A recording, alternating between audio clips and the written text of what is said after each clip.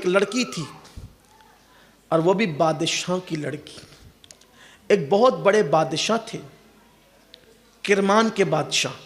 شکار کا بہت شوق تھا. ایک دن شکار کرنے کے لیے نکلے. کوئی اللہ کا فقیر مل گیا اور اللہ کے فقیر نے کان میں کہہ دیا، بادشاہ اسی لیے دنیا میں آئے ہو کہ شکار کرتے رہو گے، مرنا نہیں ہے. اب ہم لوگوں میں اور اللہ والوں میں فرق یہی ہے، ہم لوگ 1.5-2 گھنٹہ چیخ پکار کے بولیں گلا بیٹھ جائے، لیکن کسی کی زندگی نہیں بدلتی. لیکن اللہ والوں کا ایک جملہ سیدھا دل پر اثر کرتا، زندگی بدل جاتی.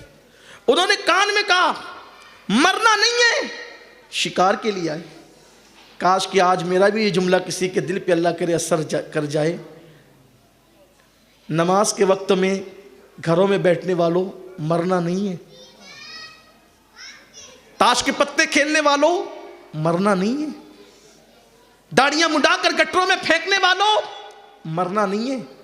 لڑکیوں پر پاپ کی نظر ڈالنے والوں، مرنا نہیں ہے. قبر کی تنگ اور تاریک وادی کو کیسے بھول گئے. اپنے نرم نرم گدوں پر ٹینشن کی وجہ سے آج سو نہیں پاتے تو لوگوں سے کہتے ہو کہ میرا سکون غارت ہو گیا. کل جب گناہوں کی آگ قبر میں بھڑکائی جائے گی تو وہاں کسے پکارو گے، کس کو مدد کے لیے بلاؤ گے؟ اپنے ٹینشن کو دور کرنے کے لیے نیند کی گولیاں کھا کر تھوڑی دیر تو آرام سے سو جاتے ہو. قبر میں کون سی نیند کی گولیاں لاؤ گے؟ یہاں پر تھک جاتے ہو، خودکشی کر کے سکون تلاش کرتے ہو، وہاں کون سی خودکشی کرو گے؟ حالانکہ دنیا میں بھی خودکشی جائز نہیں ہے، اسلام میں خودکشی حرام کر دی گئی ہے. اللہ اکبر. مرنا ضرور ہے میرے بھائیوں. مت ظلم کرو کسی پر، مت ظلم کرو اپنے آپ پر. ایک رات وہ ضرور آئے گی. عیاشیوں کی راتوں میں رت جگے کرنے سے پہلے یہ ضرور سوچ لینا، قبر کی بھی پہلی رات آنی ہے. نرم نرم گدوں پہ لیٹ کر گناہ کرنے سے پہلے یہ بھی سوچ لینا، ایسی قبر میں بھی سونا ہے جس میں بستر بھی نہیں، جس میں تکیہ بھی نہیں، جس میں آرام بھی نہیں. حد تو یہ ہے جس میں کروٹ بدلنے کے لیے جگہ تک نہیں ہوگی.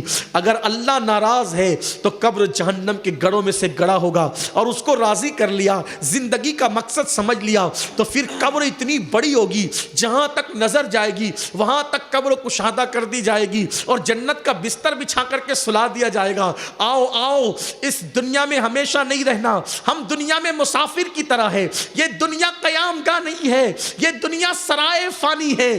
جگہ جی لگانے کی دنیا نہیں ہے، یہ عبرت کی جا ہے، تماشا نہیں ہے. عیاشی آوارگی کب تک کرتے رہو گے؟ ایک دن جسم کا رشتہ روح سے ٹوٹ جائے گا. آوارگی مت کرو، موت آنی ہے. عیاشی مت کرو، موت آنی ہے. دولت کے نشے میں اللہ کے غضب کو چیلنج مت کرو، موت آنی ہے.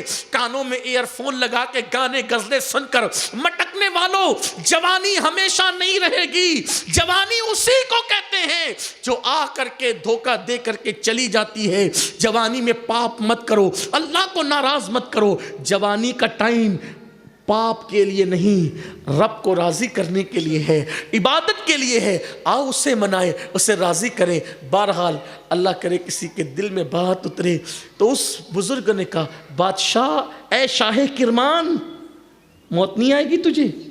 بس ایک جملے نے دل اچاٹ کر دی. کمان پھینکی، گھوڑے پہ سوار ہو کے آئے.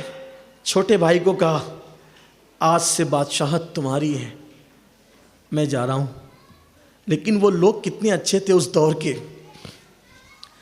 چھوٹے بھائی نے کہا، بھیا اگر آپ مصروف ہو گئے کسی کام میں، آپ کی ہر ذمہ داری سنبھالیں گے، بادشاہت آپ نہ چھوڑیں. کہا نہیں، میں نے فیصلہ کر لیا ہے، تم بادشاہ ہوں گے، میں نہیں. کپڑے بھی دے دیے. کہا اچھا ٹھیک ہے، آپ جا رہے ہو نا، آپ جاؤ، بھابھی کو اور بھتیجی کو مت لے جاؤ. دیکھو یہ 4 سال کی گڑیا کتنی خوبصورت ہے، حسین ہے آپ کی بیٹی. آپ جاؤ گے جنگلوں بیابان میں، اس کا کیا ہوگا؟ کہ نہیں، جو چیز میں اپنے لیے پسند نہیں کرتا وہ اپنی بیوی اور اپنی بیٹی کے لیے کیسے پسند کروں گا. رہی بات اگر تمہارا یہی شوق ہے تو میں اپنی بیوی سے پوچھ لیتا ہوں. آؤ اپنی بھابھی کے سامنے پوچھ لیتا ہوں. بیوی سے کہا، دیکھو اب بادشاہ سے میرا دل اچاٹ ہے، اب یار سے لگن لگ گئی. اقبال کہتے ہیں، دو عالم سے کرتی ہے بیگانہ دل کو، عجب چیز ہے لذت آشنائی. جس کو یار کا پتہ مل گیا پھر اس کے لیے دولت اور ریت دونوں برابر ہیں. اس کے لیے دیوار اور عورت کا حسن دونوں برابر. وہ کسی طرف نہیں تکتا. اللہ اکبر. جسے یار کا پتہ مل جاتا ہے یہ تو دنیا کی دولت ہے، پھر وہ تو یہ کہتا ہے کہ حضور جب آپ کا پتہ مل گیا تو مجھے کوثر سے کیا مطلب. وہ جام کوثر کی طرف بھی تکنے کی بات نہیں کرتا. وہ تو یوں کہتا ہے کوثر کی جانب ہم نہیں تک پئی، ہمیں دیہو نینن کا جام اے پیارے نبی. بلکہ امام اہل سنت نے بھی کہا ہے شربت نہ دے تیری رویت ہو خیر سے. شربت نہ دے پھر جام کوثر کی پرواہ نہیں. اگر یار سے دل لگ گیا تو اس کے لیے جام کیا اور اس کے لیے باغ کیا. پھر وہ تو یہ کہتا ہے شربت نہ دے تیری رویت ہو خیر سے.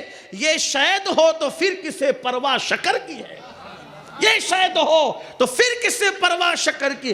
یہ عشق کا معاملہ ہے. وہ کہا کہ میں تو جا رہا ہوں. بیوی کا میں تو جا رہا ہوں. مجھے یار کی لگن لگ گئی. کسی نے رشتے بندھن سے مجھے باندھ دیا یار کے رشتے میں. میں جا رہا ہوں. چلنا ہے یا یہیں رہنا ہے؟ رہنا چاہتی ہو تو رہو اپنے دیور کے پاس، بہت عزت سے رہو گی. بیوی نے کہا میں بیوی ہوں بیوی، اور بیوی کی تعریف یہی ہے کہ بیوی سکھ اور دکھ کی ساتھی ہوتی ہے.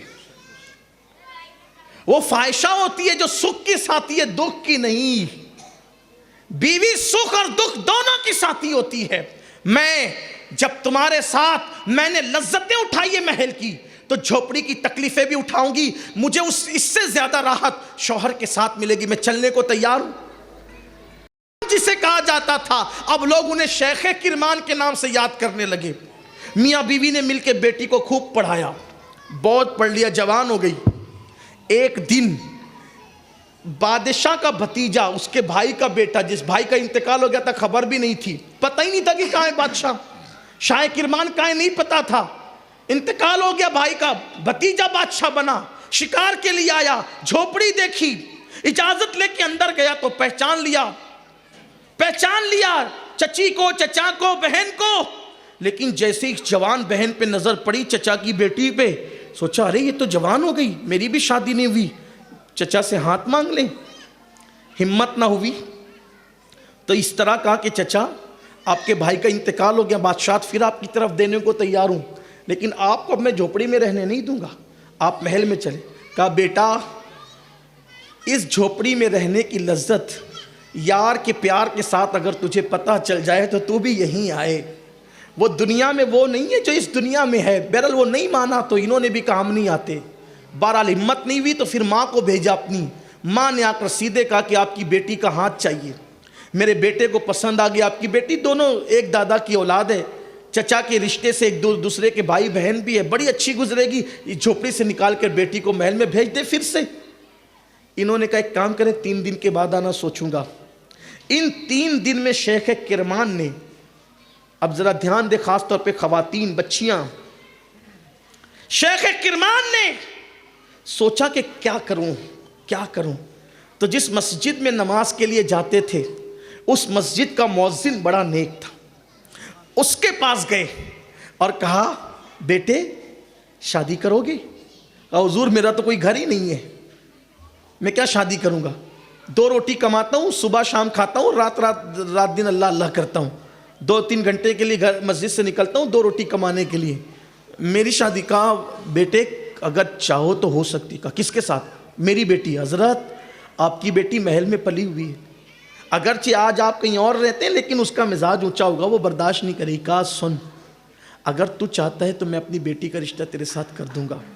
کہا مخمل میں ٹاٹ کا پیوان ہو جائے گا، نبھے گی نہیں. کہا میں اپنی بیٹی کو خوب جانتا ہوں، بڑی نیک ہے، پارسا ہے، متقی ہے، قناعت ہے، زہد ہے، سب ہے. میں نے اس کو پڑھایا ہے بیٹا، اس کے دل میں اللہ کا خوف ہے، وہ تیرا ساتھ دے گی. المختصر 3 دن کے اندر نکاح کر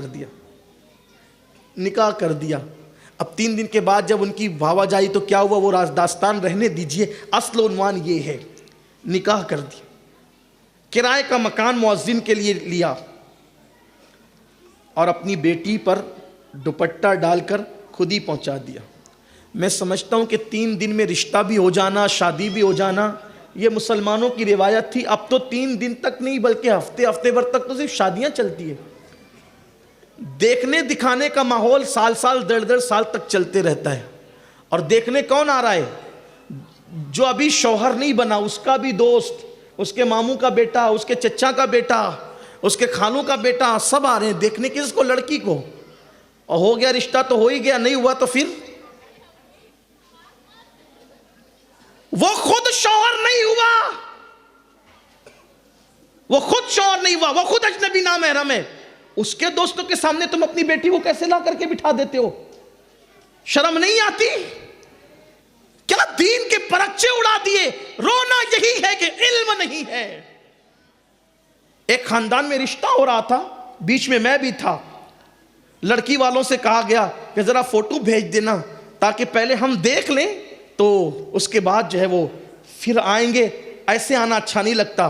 खानदान वालों ने कह दिया कि भाई हम अपनी बेटी को बगैर शादी के रख सकते हैं, लेकिन ना महरमों के मोबाइल में हम अपनी बेटी का फोटो नहीं दे सकते। ये भी ऐसे भी लोग आज दुनिया में मौजूद, मैं खुद गवाह हूं इसका। ये है, अगर तकदीर में लिखा हुआ है रिश्ता हो के रहेगा, रिश्तों के लिए इतने नीचे मत गिरो कि शरीयत की हदें ही तोड़ दो। शादियों में फजूल खर्ची मत करो, हराम काम मत करो, डीजे मत बजाओ, बाजे मत बजाओ। हमारे मजहब में नाच गाने का कोई तसव्वुर नहीं है। तो जब इधर बेटी को शेख किरमानी ने शौहर के घर पहुंचा दिया, चली गई वो। चिराग जल रहा था, जलते हुए चिराग में उस लड़की को एक सुराही नजर आई। सुराही के ऊपर एक रोटी रखी हुई थी ढककर, गोया कि पानी रोटी से ढका हुआ था। लड़की ने पहला सवाल अपने शौहर से किया, मेरे सरताज ये क्या है? कहा ये रोटी है। रोटी क्यों है? कहा कि 1-2 रोटी कमाई थी आज भी हर रोज की तरह, एक अभी खा ली है और एक सुबह खाएंगे। उसने कहा मुझे अभी इसी वक्त अपने बाप के पास पहुंचा दो, मैंने आपके साथ नहीं रहना। मैं अपनी बहनों की खास तवज्जो चाहता हूँ।